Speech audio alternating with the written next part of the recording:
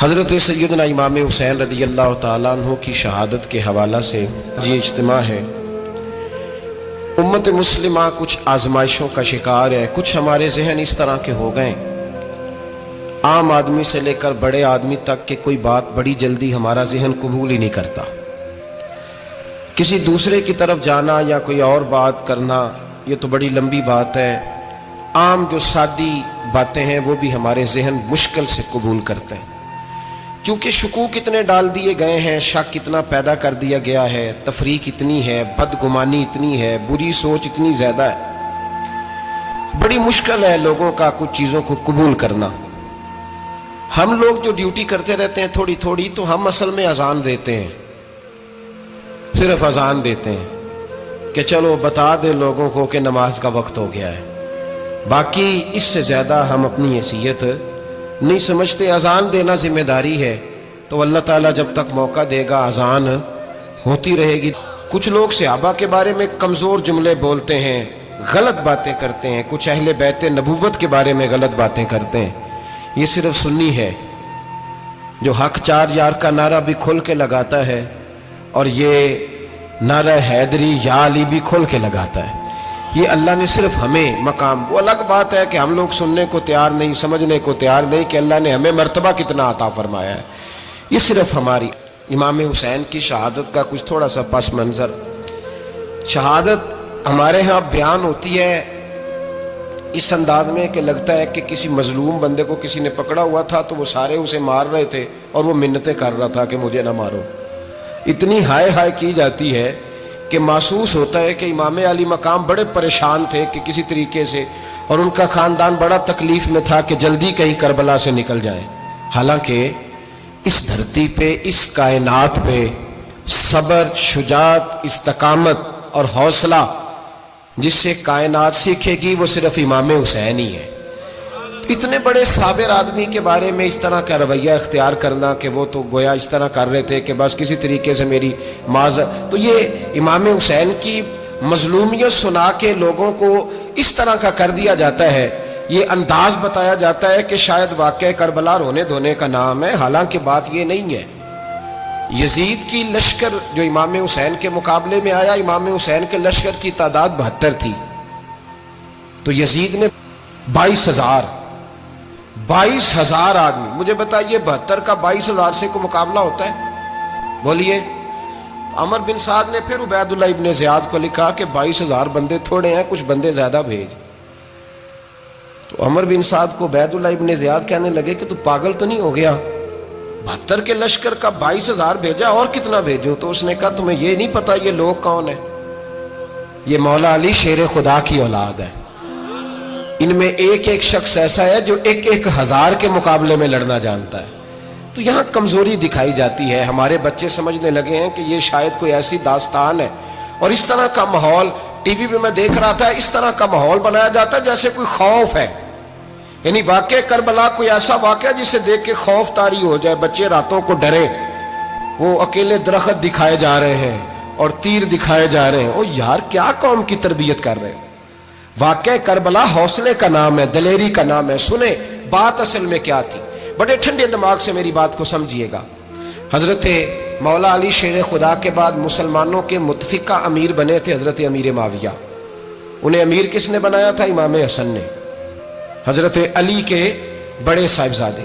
حضرت امام حسن نے ان سے صلح کی، انہیں خلافت دی، اور صحیح بخاری میں نبی پاک نے فرمایا تھا میرا بیٹا حسن سردار ہے، جب مسلمانوں کی جماعتوں میں لہو بہ جائے گا تو حسن ان کی صلح کرا دے گا۔ وہ صلح امام حسن نے کرائی، جناب امیر معاویہ امیر بن گئے۔ حضرت امیر معاویہ رضی اللہ تعالیٰ عنہ بڑا پیار کرتے تھے نبی پاک سے، بڑا احترام کرتے تھے حضور کے خاندان کا۔ ان کی جو اجتہادی خطائیں ہیں وہ اپنی جگہ پہ موجود ہیں، چونکہ امام حسن نے ان سے صلح کر لی، لہذا ہم بھی ان کے بارے میں کوئی جملہ کہنے کے مجاز، ہماری مجبوری امام حسن ہے، اس لیے کہ جسے امام حسن صحیح کہے پھر امام حسن کے ماننے والے کو اسے غلط نہیں کہنا چاہیے۔ حضرت امیر معاویہ رضی اللہ تعالیٰ عنہ کا جب وصال ہوا تو حضرت امام حسن پہلے ہی ان سے وصال کر گئے، آپ کو زہر دے دیا گیا، آپ شہید ہو گئے۔ امام حسین موجود تھے، تو یزید کے بارے میں لوگوں نے کہا جناب امیر معاویہ سے کہ یہ ٹھیک ہے، مناسب ہے، اور بہادر ہے، دلیر ہے. وہ جو ہوتے ہیں نا خوش آمدی ٹولہ، ہمارے ملک میں جو اچھی خوشامد کرے اسے اچھی وزارت ملتی ہے، اچھی وزارت اسے دیتے ہیں. جو ذرا صحیح بدتمیز بھی ہو اور صحیح وکالت کرنے والا اسے وزارت صحیح دیتے ہیں. تو حضرت امیر معاویہ کے گرد بھی کچھ ایسے لوگ تھے، انہوں نے آپ سے کہا کہ یزید کو نامزد کر دیں. تو آپ نے یزید کو بلایا، حوالہ مجھ سے دیکھ لیجئے گا. بلا کے فرمایا کہ 3 بندوں کے سامنے اپنی خلافت پیش کرنا، اگر وہ تجھے مان جائیں تو امیر بن جانا، نہ مانے تو چپ کر کے گھر بیٹھ جانا.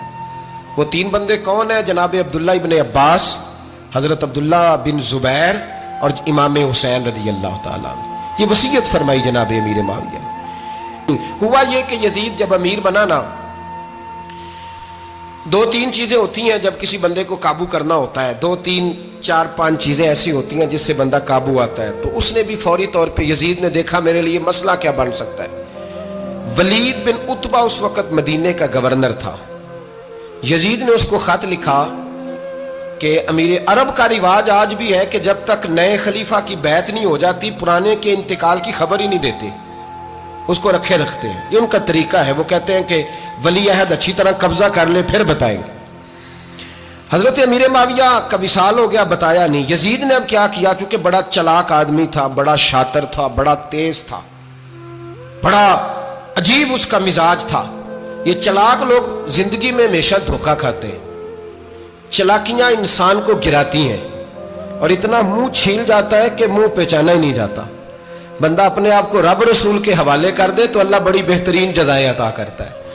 یہ لوگ تیزی دکھاتے ہیں بعض. تو یزید بھی تیزی دکھانے والا تھا. اس نے ولید کو خط لکھا کہنے لگا کہ فوری طور پہ عبداللہ ابن عباس کو بلاؤ اور اسے کہو میری بیعت کریں.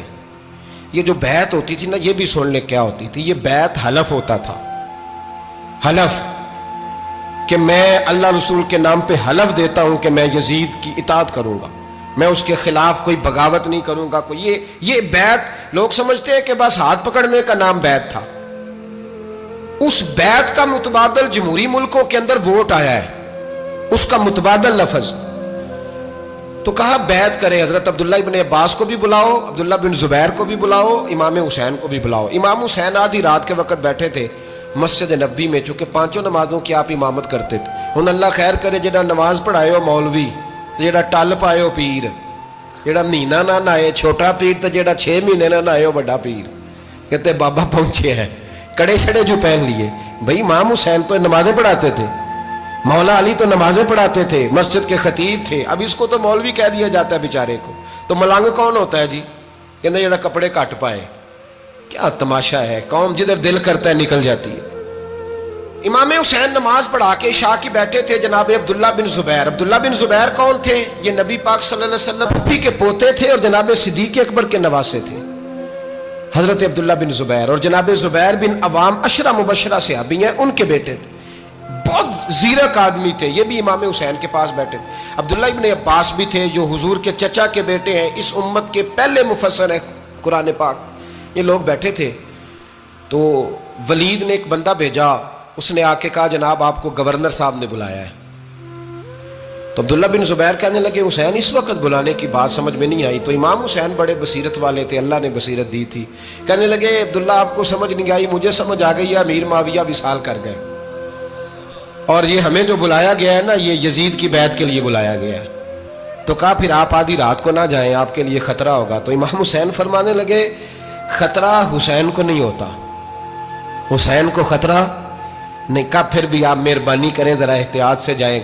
تو جناب عبداللہ ابن زبیر نے، عبداللہ ابن عباس نے 14 بندے نیزے دے کے، تلواریں دے کے امام حسین کے ساتھ بھیجے اور کہا کہ امام حسین اگر اس نے کوئی غلط ملت بات کی نا، زبردستی بیعت کرنے کا کہا، تو آپ بس کوئی ایک بات اونچی آواز میں کر دینا، یہ سپاہی پیچھے آ جائیں گے.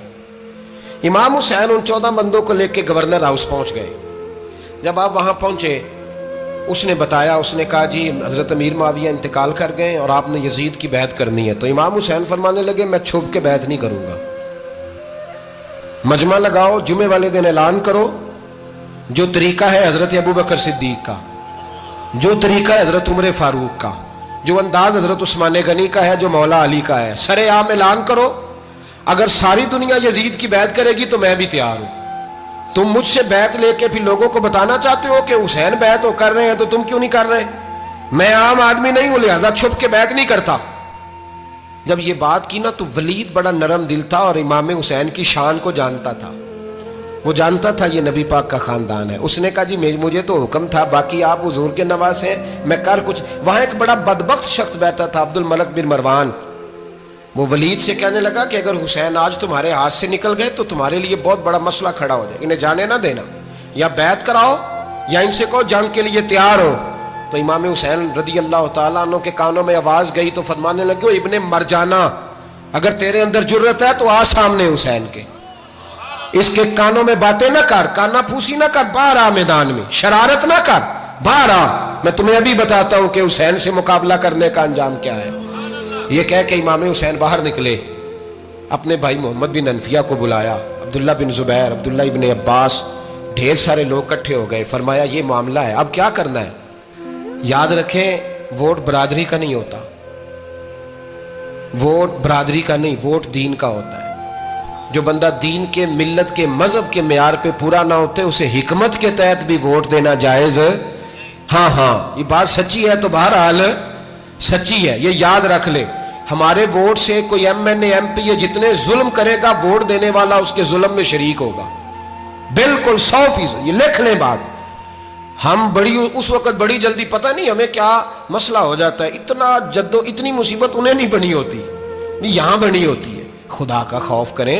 امام علی مقام ووٹ ہی مانگ رہا تھا نا یزید، اور پھر اس نے بڑے بڑے لالچ دیے. اس نے کہا کہ آپ 5-4 صوبے ہیں جس کی گورنری مرضی رکھ لیں، دولت آپ کی مرضی کی. تو پھر آج ہمیں بھی لوگ مشورہ دیتے ہیں، کہتے ہیں مسجد میں سیاست نہیں ہونی چاہیے. میں نے کہا کیا کریں، یہ امام حسین ہمیں مجبور کر گئے، کوئی نہ کوئی بات کرنی پڑ ہی جاتی ہے. امام علی مقام نے فرمایا چھپ کے ووٹ کی بات، بیعت کی بات نہیں ہو سکتی. آپ نے جا کے لوگوں سے مشورہ کیا تو وہ کہنے لگے حضور وقت ابھی مناسب نہیں ہے، آپ اس طرح کریں یہاں رکیں، ہم مکے سے، عراق سے، کوفے سے لوگوں کو بلاتے ہیں، یہاں ایک بڑی مجلس مشاورت قائم کرتے ہیں. امام حسین فرمانے لگے اگر تم مشاورت قائم کرو گے تو ولید اور عبد الملک بن مروان وہ تو جنگ کرنے کو تیار ہے، اور نبی پاک نے فرمایا ایک مینڈا ہوگا جس کی وجہ سے مدینے کی گلیوں میں لہو بہے گا. فرمانے لگے میں وہ بکرا، وہ مینڈا نہیں بننا چاہتا. کہا پھر آپ کیا کریں گے؟ تو امام حسین رو پڑے، فرمانے لگے میں مدینہ چھوڑ جاؤں گا لیکن مدینے کی حرمت پامال نہیں ہونے دوں گا. امام علی مقام آدھی رات کے وقت نکلے. سیدہ فاطمہ کا دروازہ ایک اس دن تھا جس دن حضرت مولا علی کوفے چلے گئے تھے، اور دوبارہ آج تالا لگا جب امام حسین نکلے. آپ جنت البقیع کے پیچھے کھڑے ہو کے حضور کا روضہ دیکھنے لگے. اس وقت گنبد تو نہیں ہوتا تھا، روضہ دیکھنے لگے. نانا تیرے کرم کے خزینے کی خیر ہو، میں جا رہا ہوں تیرے مدینے کی خیر ہو. سارا خاندان لے گئے، مکے تشریف لے گئے. حج کے ایام قریب آنے والے تھے. امام حسین نے وہاں لوگوں سے باتیں کی. جب امام حسین وہاں سے پہنچے تو کوفے سے خط آنے لگے. کوفہ حضرت علی کا دارالخلافہ تھا، وہاں آپ کے محبین، پیار کرنے والے ڈھیروں تھے. انہیں خط لکھے کہ حضور آپ چپ کر کے بیٹھے ہوئے ہیں اور ہمارے اوپر یزید مسلط ہو گیا ہے. آپ اگر میدان میں نہیں نکلیں گے، آپ نہیں آئیں گے تو ہم اللہ کی بارگاہ میں شکوہ کریں گے کہ کوئی ہماری کمان کرنے کو تیار ہی نہیں ہوا. اور وہ خط 1 2 3 نہیں آئے، وہ خط اتنے تھے کہ 3 بوریوں میں بھرے تھے امام حسین، 3 بوریوں میں. اب مجبوری ہو جاتی ہے، حق کے لیے کئی دفعہ بات کرنا مجبوری ہوتی ہے. اگر نہیں کرے گا تو پھر اس کو بھی قبر میں جواب دینا پڑے گا. امام علی مقام رضی اللہ تعالیٰ عنہ نے مکے میں اب لوگوں کو جمع کیا مشورے کے لیے. ہر بندے نے کہا حضور وہ بلا تو رہے ہیں پر اپنے وعدوں کے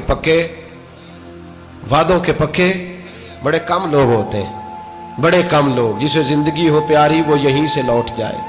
میرے قافلے میں شامل کوئی کم ظرف نہیں ہے. بڑے کم لوگ ہوتے ہیں جو ارادوں کے، وعدوں کے ہمیشہ ساتھ چلنے کے پکے ہوتے ہیں، ورنہ بڑے لوگوں کو گرمی لگنے لگتی ہے، بڑے لوگوں کی مشکلات آتی ہیں، بڑے لوگ ایسے ہوتے ہیں جن کی مجبوریاں بن جاتی. کہا حضور وہ پکے نہیں، آپ نہ جائیں. ہر بندے نے کہا حالات ٹھیک نہیں، حالات گراؤنڈ ریالٹی صحیح نہیں. یہی مشورہ آج بھی ہر بندہ دیتا ہے، ابھی حالات نہیں. اتنے خراب حالات کبھی نہیں ہوئے تھے جتنے امام حسین کے دور میں تھے. لیکن فرمایا میں دین کے خلاف غلط حکمران کو مسلط ہونے کی اجازت غلط حکمران کو مسلط ہونے کی اجازت مزاحمت کروں گا، مخالفت کروں گا۔ امام کہنے لگے کوئی بات نہیں، وہ میرے ساتھ چلے نہ چلے لیکن میں کوفے جاؤں گا، وہ لوگ میرے ساتھ کھڑا ہونے کو تیار ہے تو وہ جھوٹ ہے یا سچ ہے پر میں چلوں گا۔ جب امام علی مقام نے اصرار فرمایا تو جو آپ کے قریبی صحابہ کرام کی اولادیں تھی ساری، یہ بھی اب بیماری ہے، کچھ لوگ کہتے ہیں جی صحابہ نہیں ساتھ چلے، تو میں کہتا ہوں اہل بیت نبوت کے تو کل افراد 21 تھے، تو 72 میں باقی اولادیں کس کی تھی؟ وہ ساری صحابہ کی اولادیں تھیں، وہ سارے، پتہ نہیں کیوں اس طرح کا فلسفہ بیان کیا جاتا ہے جس میں حالات خراب ہو۔ حضرت سیدنا امام علی مقام کو جب بہت زیادہ کہا گیا نا تو امام حسین رضی اللہ تعالیٰ انہوں نے فرمایا چلو میں ایک کام کرتا ہوں، مسلم بن عقیل کو بھیجتا ہوں، حضرت علی کے بھتیجے ہیں، امام حسین رضی اللہ تعالیٰ عنہ کے چچا کے بیٹے ہیں، حضرت عقیل کے صاحبزادے مسلم بن عقیل، بڑے سمجھدار آدمی تھے، معاملہ فہم تھے، بڑے جری تھے، اتنا زبردست مشورہ کم لوگ دیتے ہیں جتنا حضرت مسلم بن عقیل دیتے تھے۔ ان کو بھیجا گیا کوفے۔ اب اس میں بڑی تفصیل ہے، وہ اپنے 2 بچے بھی لے گئے۔ جب وہ کوفے پہنچے نا تو کوفے پر جناب نعمان بن بشیر کی حکومت تھی، آپ گورنر تھے اور اہل بیت سے بڑی عقیدت رکھنے والے، نرم رویہ۔ عبید اللہ ابن زیاد کوفے کا گورنر نہیں تھا، یہ کسی اور علاقے کا تھا۔ جب آپ وہاں پہنچے تو نعمان بن بشیر نے دیکھا کہ حضرت مسلم بن عقیل آئے ہیں تو لوگ دوڑے ان کی بیعت کرنے، بھاگے، اتنے لوگ جمع ہوئے کہ ایک دن میں 17,000 آدمی نے بیعت کر لی۔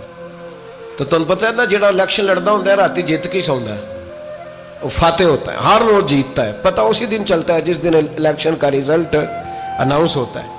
17,000 آدمی ایک دن آیا۔ اب وہ جو امام مسلم بن عقیل کے وہاں نعرے لگانے والے تھے کہنے لگے حضور یہ پہلے دن کی کارکردگی ہے، 2-4 دن میں دیکھیے کیا ہوتا ہے۔ 2-4 دن میں کیا ہوا؟ 40,000 آدمی نے بیعت کر لی۔ اب وہ 40,000 بندہ تیار ہو گیا۔ ادھر سے جو یزید کے وفادار تھے انہوں نے خط لکھا یزید کو کہ تو نے بڑا نرم آدمی گورنر بنایا ہے اور 40,000 بندہ چلا گیا حسین کی طرف، اگر ایک دن مسلم بن عقیل اور رہے تو جو تمہارا گورنر بیٹھے ہیں نا جناب نعمان بن بشیر، ان کو گورنر ہاؤس سے نکال کے مسلم بن عقیل قبضہ کر لیں گے، تو چپ کر کے بیٹھا ہے۔ یزید بڑا تیز تھا، اس نے ایک آدمی گھوڑے پہ دوڑایا۔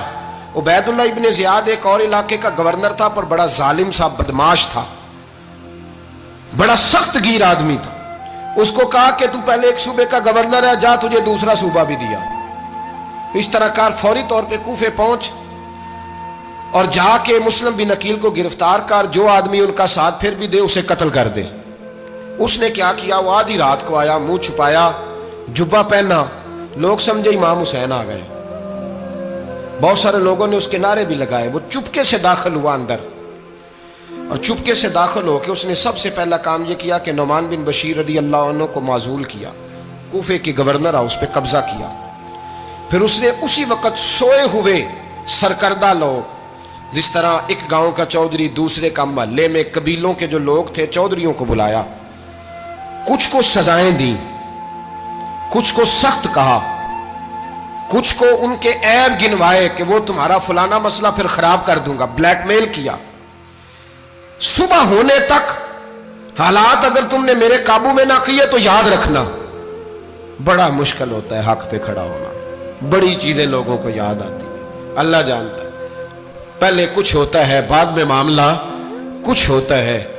حضرت مسلم بن عقیل کے ساتھ جس دن عبید اللہ ابن زیاد آیا 40,000 کا لشکر تھا۔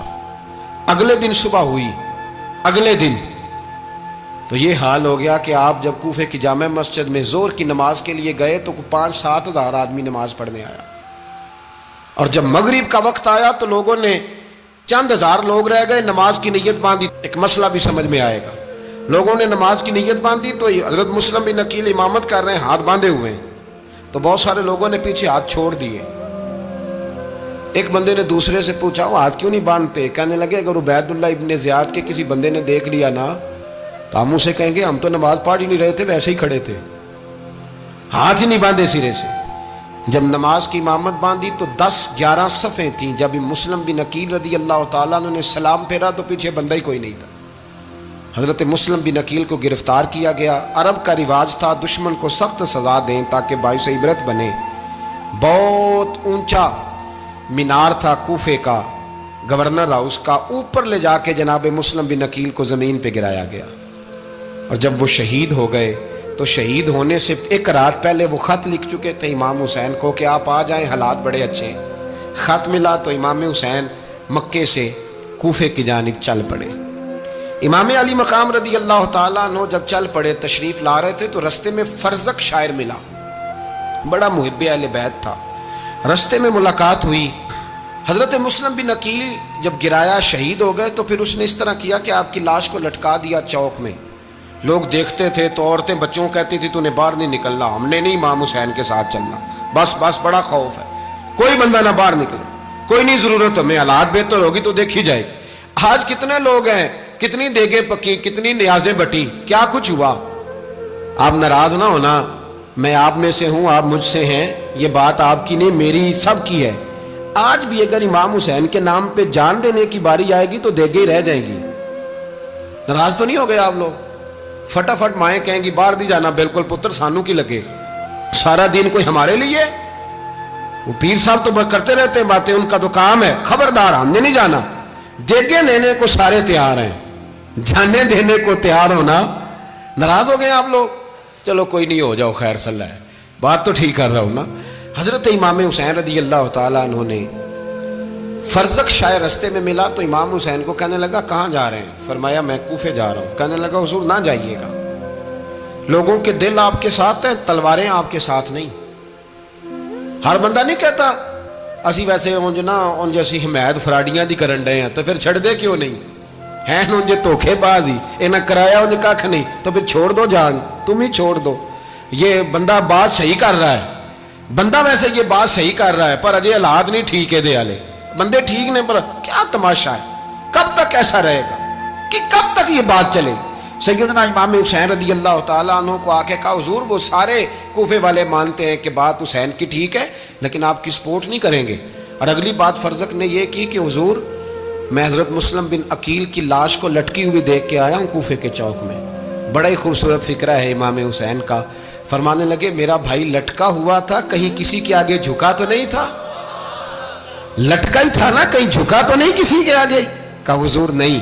तो आप फरमाने लगे अगर मुस्लिम बिन अकील लटक गया तो हुसैन भी लटक जाएगा, लेकिन झुकेगा। हजरत इमाम हुसैन तशरीफ लाए, बच्चों समेत आए। हुर बिन यजीद एक शख्स था, हुर बिन यजीद नाम याद रखना। हुर बिन यजीद एक मुख्तसर सा लश्कर लेके उसने इमाम हुसैन को एक जगह पे रोका, फिर दूसरी जगह पे रोका, बिल आकर तीसरी जगह पे रोका। तो इमाम हुसैन ने फरमाया जगह कौन सी है? कहा हुजूर करब बला। फरमाया बस यही खैमे लगा दो, यही।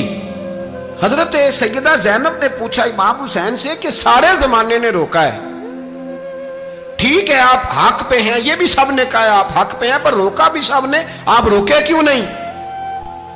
तो इब्ने कसीर और इब्ने असीर लिखते हैं कि इमाम हुसैन रो पड़े, कहने लगे बहन मैं रुक जाता पर मैंने रात को नाना मुस्तफ़ा को ख्वाब में देखा है।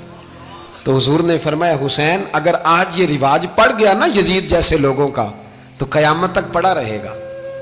फिर लोग कहेंगे कोई निकला नहीं था तो हमें भी निकलना, फिर लोग जालिमों के सामने गर्दनें झुकाने के आदी हो जाए। मैं कहता रहता हूं, कह रहा हूं, करबला की जंग कुफर इस्लाम की जंग नहीं, कुफर इस्लाम की जंग नहीं करबला की, क्योंकि यजीद तो बड़ा पक्का नमाजी था, खुतबा देता था। वो तो जब इमाम हुसैन रदी अल्लाह ताला अन्हु ने करबला के मैदान में जुमे का दिन था तो यजीद के सामने को बात करनी शुरू की, अमर बिन साद के सामने। तो अमर बिन साद कहने लगा हुसैन ज्यादा बातें ना कर, हमारा जुमा लेट हो रहा है, जंग के लिए तैयार हो, फटाफट आ। अहले बैत नबुव्वत को कत्ल करेंगे और कत्ल के बाद फिर नमाज पढ़ेंगे और फिर कहेंगे अल्लाहुम्मा सल्ली अला मुहम्मदिन व अला आले मुहम्मद, उसी नमाज में फिर दरूद भी पढ़ेंगे। ये कैसा मर्तबा है, कैसा अंदाज है, दोस्ती कातिल से भी मकतूल से याराना भी। हुर बिन यजीद इमाम हुसैन से कहने लगा मुझे हुक्म है आपको रोकने का, आप आगे नहीं जा सकते। इमाम साहब ने फरमाया वजह? जमीन अल्लाह की है। उसने कहा आप बैत नहीं कर रहे यजीद की, हालात आपके हक में दुरुस्त नहीं है, आप नहीं जाएंगे। इमाम रोक गए। जोहर की नमाज का वक्त हुआ तो हजरत अली अकबर इमाम हुसैन के बड़े साहिबजादे, उन्होंने अजान जोहर पढ़ी तो हुर बिन यजीद के लश्कर ने इमाम हुसैन के पीछे नमाज अदा की।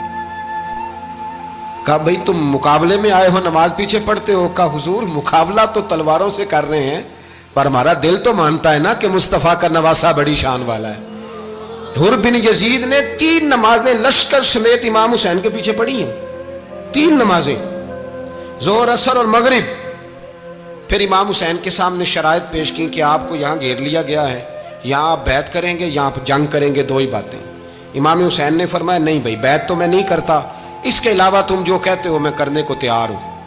اس نے خط لکھا، عبید اللہ ابن زیاد کو ایک بندہ دوڑایا پیچھے، کوفے چند میل پہ کوفہ تھا، کہا وہ نہیں مان رہے، کیا کرنا ہے؟ تو حسین ابن علی ہے، میں زیادہ دیر انہیں روک بھی نہیں سکتا۔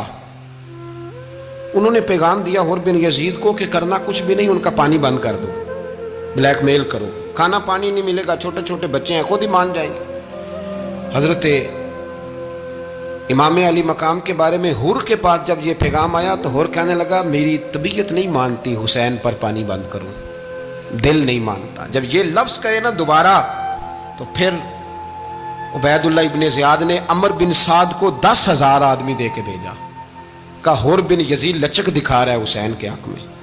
ایک رے کا علاقہ تھا، بڑی وہاں فصل ہوتی تھی، لوگ کوشش کرتے تھے وہاں کا گورنر بننے کی، کوشش کرتے تھے۔ تو عبید اللہ ابن زیاد کہنے لگا تمہیں رے کی گورنری ملے گی، سب سے سرسبز و شاداب علاقہ، تمہیں وہاں کا گورنر بنایا جائے گا اگر حسین کے خلاف لڑو گے۔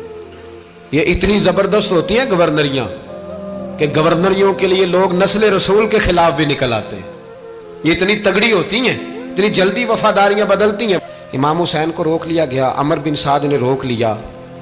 1 محرم کو امام آئے، 7 محرم تا روکا گیا، 7 محرم کو پانی بند کر دیا۔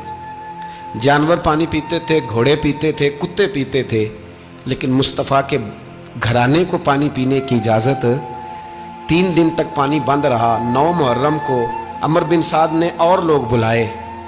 شمر ایک بڑا سخت آدمی تھا، سنگ دل بدبخت، جس نے حضرت علی اصغر کے گلے پر تیر مارا تھا، وہ اور لشکر لے کے آیا۔ رات کو کہنے لگا امام حسین رضی اللہ تعالیٰ عنہ سے کہ بس بڑا ہو گیا، یہ 9-10 محرم کی درمیانی رات، یہاں آپ جنگ کریں گے یا آپ بیعت کریں گے، 2 ہی باتیں۔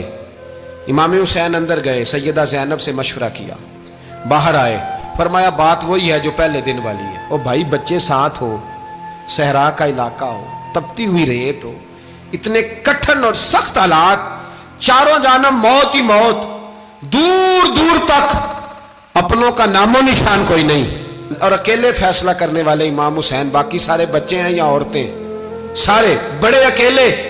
امام حسین رضی اللہ تعالیٰ عنہ نے فرمایا بھئی بیعت تو میں نہیں کرتا، باقی جو تمہارا پروگرام ہے۔ شمر اور ابن سعد کہنے لگے پھر جنگ کے لیے تیار ہو جائیں۔ کیا انداز ہے امام حسین کا، فرمانے لگے کل جنگ کروں گا، مجھے پتا تو ہے جنگ کا نتیجہ کیا نکلنا ہے، 1 رات مجھے دے دو تاکہ میں کھل کے اپنے رب کی عبادت تو کر لوں۔ حسین نے جانا ہے، مجھے پتا ہے کل رزلٹ 72 اور 22,000 کا کیا 1 رات مجھے دو، میں مالک سے راز نیاز تو کروں، میں گویا اس سے پوچھوں تو صحیح کہ مالک میرے والد بھی شہید ہیں، بھائی بھی شہید ہیں، نانا کو بھی دکھوں میں دیکھا ہے، تو اب میری باری ہے تو مالک میں حاضر ہوں، مجھے موقع تو دو، اس لیے کہ میرے نانا نے بدر میں بھی ساری رات عبادت کی تھی، صبح مجھے موقع دو۔ اور دنیا کا اصول ہے جب کوئی موقع مانگتا ہے تو دیا جاتا ہے۔ یہ دونوں کہنے لگے کوئی موقع نہیں۔ حر بن یزید پیچھے سے بولا، کہنے لگا نہیں بدتمیزی نہ کرو، حسین کو موقع دو، تمہیں دینا پڑے گا۔ موقع دیا۔ حر بن یزید نے پھر منت کی، کہا حضور آپ مہربانی کریں مان جائیں۔ فرمایا ماننے والا کھاتا کوئی نہیں۔ فرمایا ماننے والا کھاتا، بولیے ماننے والا کھاتا، یہ بڑا مشکل کام ہے بھائی۔ ضمیر کا سودا اب تو عام ہو گیا، بازار لگتے ہیں، ریٹ لگتے ہیں، اپنی اپنی چاہتوں پہ لوگوں نے اپنے اپنے انداز سجائے ہوئے۔ کوئی آدمی بس اچھے طریقے سے نام لے لے تو بس ہم اس کے پیچھے چل جاتے ہیں، اب تو عام ہو گیا یہ معاملہ۔ امام حسین نے فرمایا ہو ہی نہیں سکتا، ممکن ہی نہیں ہے۔ ساری رات عبادت میں گزری، ریاضت میں گزری۔ تہجد کا وقت ہوا تو گھر والوں کو بلایا، فرمایا دیکھنا تمہاری سی کی آواز نہ باہر آئے، خبردار سی کی آواز نہ آئے۔ اور امام زین العابدین سے فرمایا تو بیمار ہے، تو جہاد نہیں کرے گا، لیکن خیال رکھنا پیچھے۔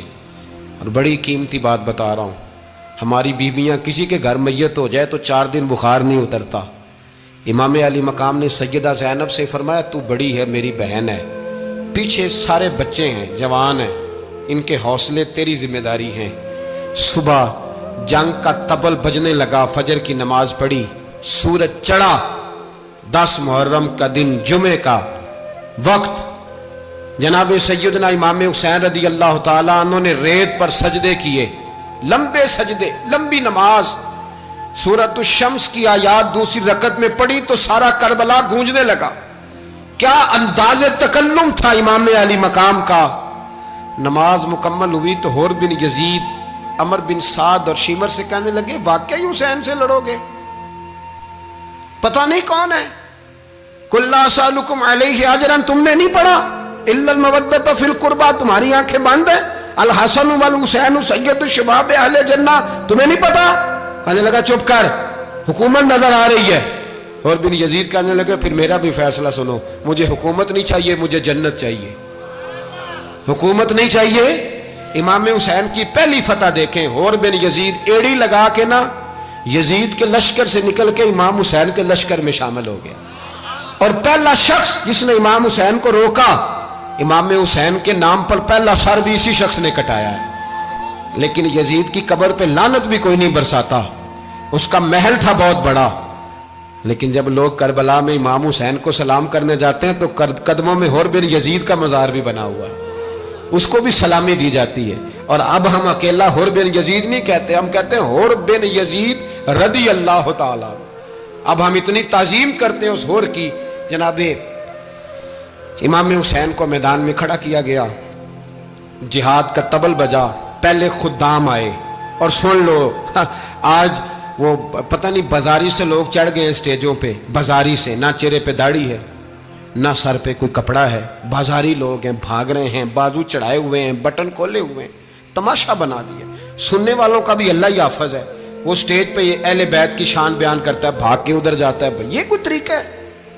سننے والوں کا بھی عجیب انداز ہے، ہر بندے کو سننے بیٹھ جاتے ہیں۔ دین مہذب ہے، تہذیب والا ہے، دلائل رکھتا ہے، دین وقار رکھتا ہے، ایسے لوگ اب دین بیان کریں گے؟ حضرت سیدنا امام حسین رضی اللہ تعالیٰ عنہ صبح جب جہاد کا وقت آیا، پتہ ہے کون کون تھے کربلا میں؟ امام حسین کے ساتھ امام حسین کے 4 بھائی تھے کربلا میں۔ کتنے؟ بول کے بتائیں۔ حضرت علی کے 4 بیٹے، عباس بن علی، جن کو حضرت عباس کہا جاتا ہے نا، علمدار، یہ حضرت علی کی دوسری زوجہ میں سے۔ عباس بن علی بھی تھے، اور ابو بکر بن علی بھی تھے، عمر بن علی بھی تھے، عثمان بن، یہ حضرت علی کے بچوں کے نام ہیں۔ یہ آپ کے شہزادے امام حسین کے ساتھ شہید ہوئے، ان کا نام صرف اس لیے نہیں لیا جاتا کہ ان کا نام خلفائے ثلاثہ کے نام پہ، حضرت علی نے اپنے یاروں کے نام پہ رکھا ہے، تو تم نے کربلا کے میدان سے خارج کر دیا۔ یہ تینوں شہزادے حضرت جناب سیدنا امام حسین کے ساتھ تھے، یہ بھی شہید ہوئے۔ حضرت جناب زینب امام حسین کی سگی بہن ہے، ان کے 2 بچے تھے، اون و محمد۔ جب امام حسین میدان میں جانے لگے تو جناب زینب بچوں سے کہنے لگی نہ، پہلے بھائی نہیں جائے گا، پہلے بھانجے جائیں گے۔ 2 بچے شہید ہوئے۔ حضرت قاسم بن حسن امام حسن کے بیٹے تھے، وہ جب میدان میں جانے لگے تو امام حسین نے کہا نہیں بھائی تو نہیں جائے گا، تو میرے بھائی کی نشانی ہے، میں جاؤں گا۔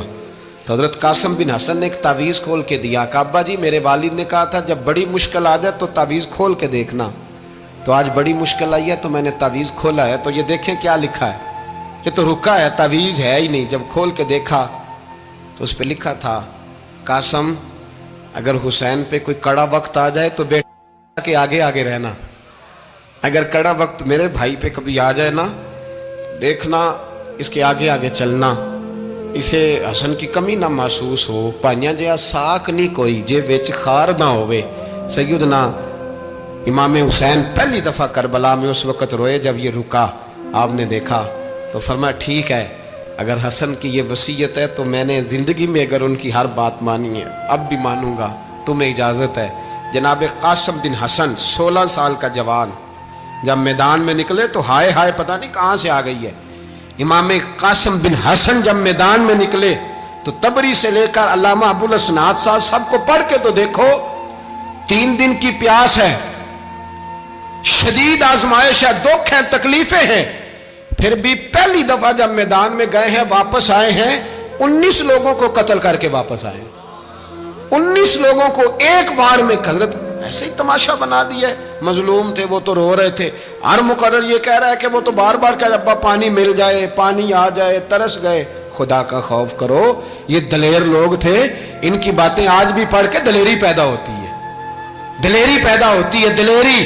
سناؤ قصہ خیبر کو, تمامی اپنے بچوں کو. علی کی داستان سن کے دلوں سے ڈر نکلتا ہے.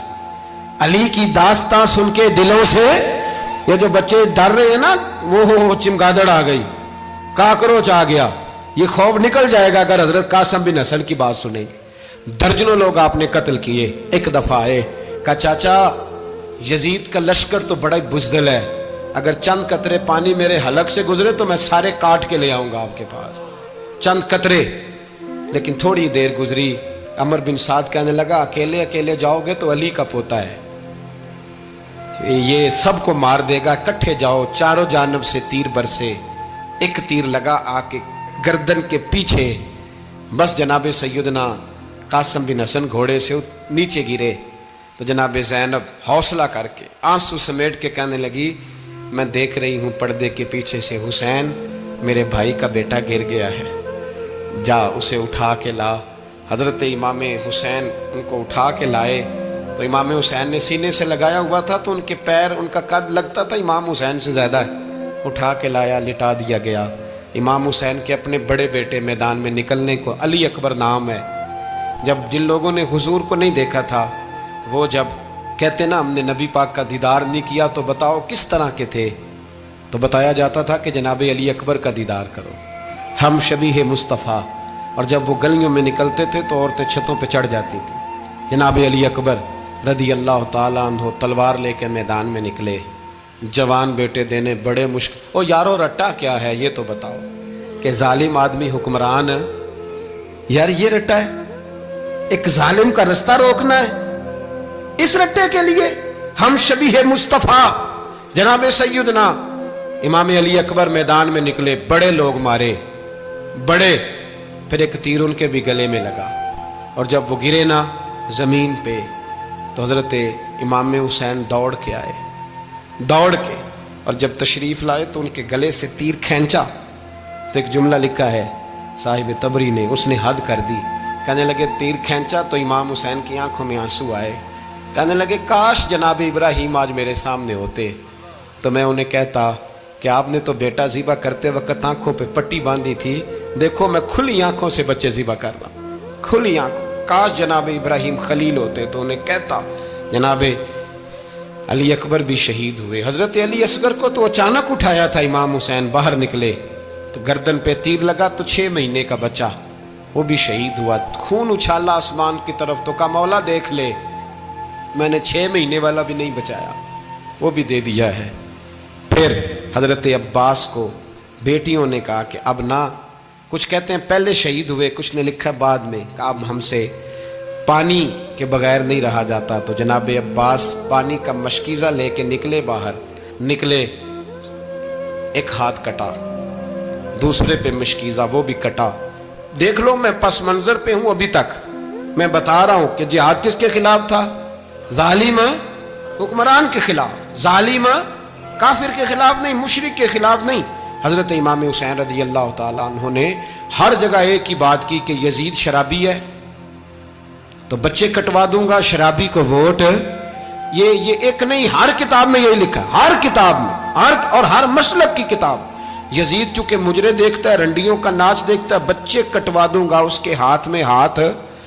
امام حسین نے فرمایا چونکہ اللہ کی حدوں کو توڑتا ہے, حقوق اللہ پامال کرتا ہے, حدود اللہ, بچے کٹوا دوں گا لیکن اس کے ہاتھ میں ہاتھ. سارا دن خود مجرا دیکھنا اور 10 محرم کو 2 دیگیں پکا کے حسینی بن جانا, سارا سال خود گند مند کرنا, شرابیوں کے ساتھ رہنا, اور 10 محرم کو 2 آنسو بہا کے یاد رکھنا. میں ہمیشہ کہتا ہوں, پھر کہہ رہا ہوں, جس کے موبائل میں گندے گانے ہیں, گند دیکھتا ہے, شرابی کبابی کا سپورٹر ہے, ووٹر ہے, یا مجرے دیکھتا ہے آتا جاتا ہے, وہ یاد رکھے قیامت میں امام حسین کا ہاتھ ہوگا, اس کا گریبان ہوگا. ہم سے نہ رقم ہوں گے قصیدے یزید کے، ہم لوگ تو حسین کے سیرت نگار۔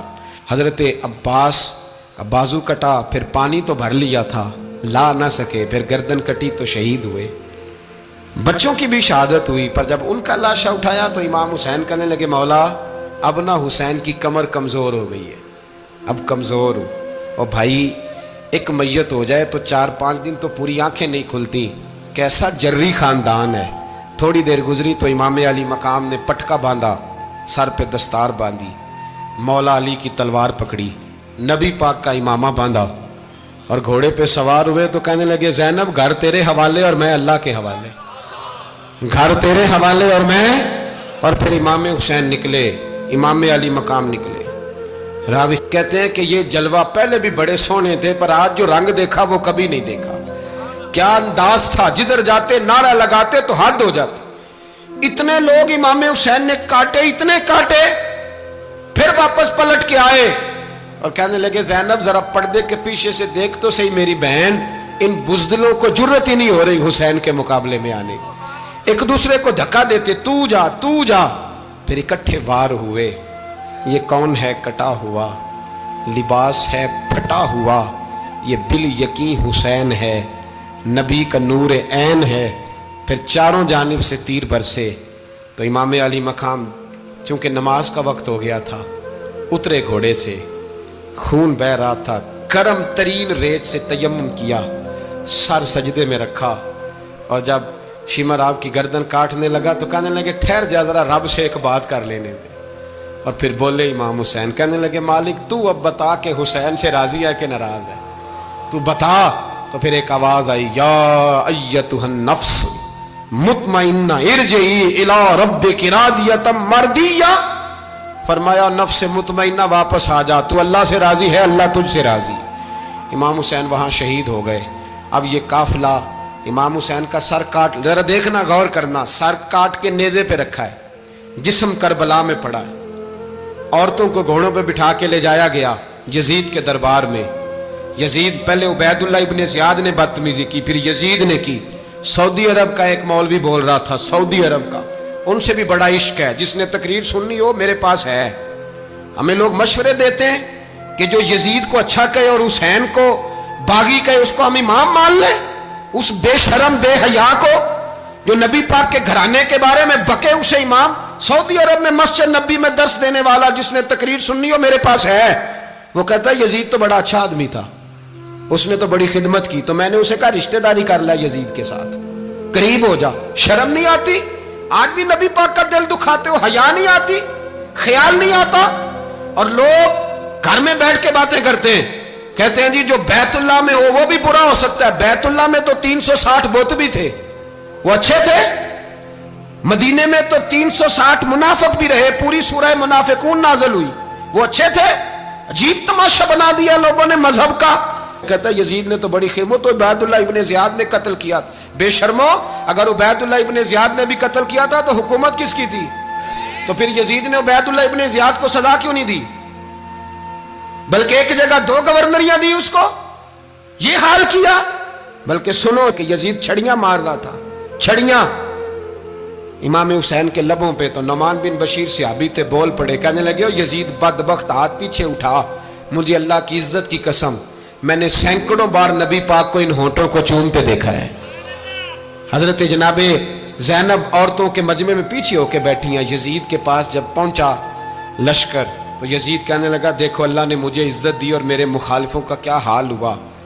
تو بی بی زینب بول پڑی، اتنے صدمے سہے پر آواز توانا ہے، جاندار ہے، جاندار۔ ہمارا کسی بندے سے جائیداد کا رٹا نہیں، ہم تو چاہتے ہیں امت اکٹھی ہو جائے، لیکن جو بندہ نبی پاک کی ماں کو دوزخی کہے، حضور کے باپ کو جہنمی کہے، یزید کو امیر المومنین کہے، اس کے ساتھ اتفاق رائے کر لیا جائے، یہ مذہب ہماری سمجھ میں نہیں آتا، بالکل نہیں آتا، قطعاً نہیں ہماری سمجھ میں آتا۔ کیسے اتحاد کر لیا جائے؟ یہاں تو میرے بھائی جو ہمارے ابا کا مخالف ہو اس سے اتحاد نہیں ہوتا، اور جو نبی پاک کے والد کو دوزخی کہے اس سے اتحاد ہو جائے۔ کہتے ہیں جی وہ جی اتنی فرقہ واریت ہو گئی، ہم کس مسجد میں جائیں؟ 60 پارٹیاں پاکستان میں رجسٹرڈ ہیں جو الیکشن لڑتی ہیں، کبھی کسی بندے کو ٹینشن نہیں ہوئی کہ کس کے پاس جائیں کس کے پاس نہ جائیں۔ کبھی نہیں کو بولا کہ اب وہ بھی کھڑا ہو گیا, وہ بھی, کوئی ٹینشن نہیں. مذہب کی باری ٹینشن ہو جاتی ہے. اتنا بڑا مذہب ہوتا ہے بھائی, غلط بندے بھی آ ہی جاتے ہیں بیچ میں, تھوڑا پہچان کے چلنا پڑتا ہے صحیح کون ہے اور غلط. اور یہی تو ہمیں امام حسین نے بتایا ہے کہ مذہب کے اندر ہی تم نے شناخت کرنی ہے کہ بندہ ٹھیک کون ہے اور بندہ غلط.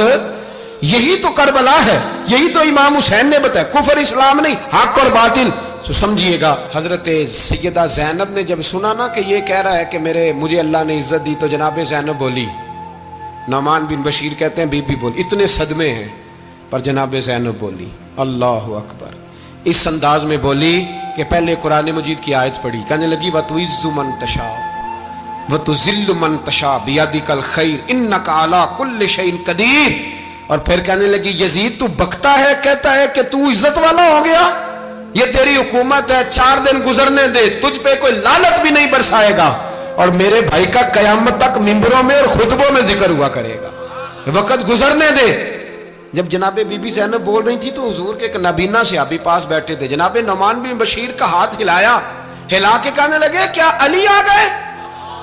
تو علی کی آواز لگتی ہے, جبریل امی بول رہے ہوں جیسے, حکمت کے گوہر رول رہے ہوں جیسے, دربار دمشق میں بی بی زینب کا خطاب, منبر پہ علی بول رہے ہوں جیسے.